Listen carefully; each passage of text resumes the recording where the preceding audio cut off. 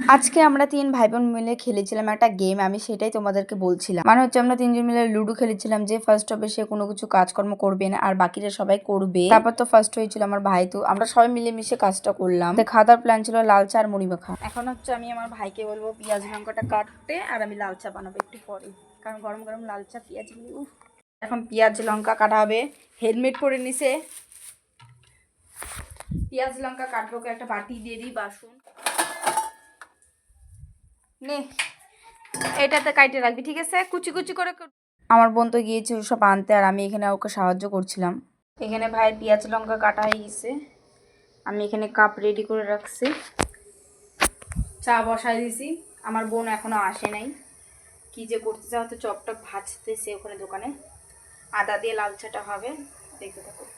এই যে এখানে নিয়ে এসেছে আমার বোনু পেঁয়াজি, চানাচুর, আরও কি কি পকোড়া, সমস্ত কিছু নিয়ে আসা হয়ে গেছে। আর চাও এদিকে রেডি।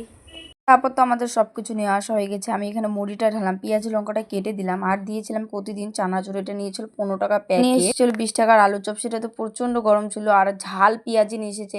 আমাদের একটু মুড়ি কম পড়েছিল তাই বেশি মুড়ি দিয়ে একটা গাবলাতে ঢেলে নিলাম, কারণ ওই ছোটো গাবলাতে হচ্ছিল না।